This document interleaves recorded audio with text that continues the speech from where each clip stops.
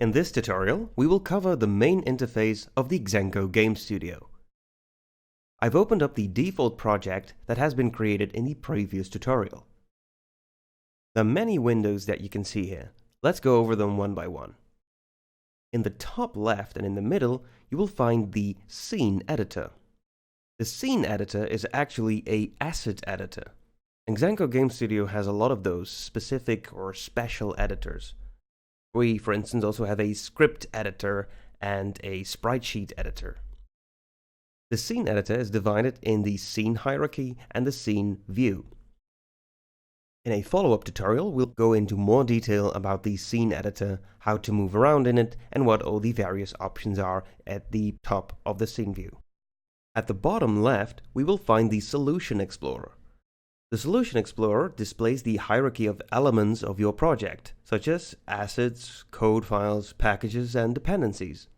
We can create folders here and rename them and move them around. In the bottom center of the Xenco Game Studio, we will find the Asset View.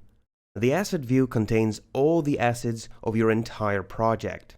This could be a texture, this could be a model, this could be a scene, or some sort of game settings file or any JSON files, for instance.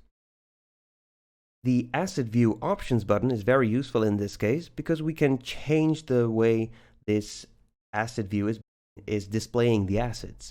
For instance, we could switch to the grid view.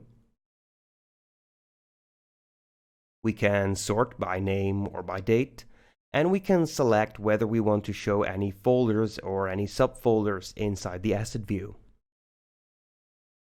As soon as we select an asset, for instance the ground material, notice how in the top right corner of the Xenco Game Studio we have the property grid.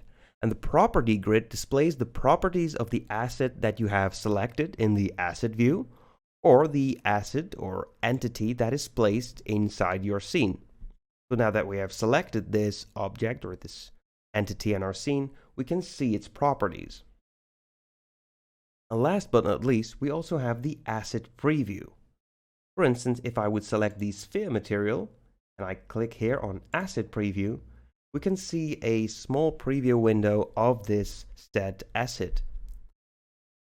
In case of a material, I can also change the geometry that displays the asset.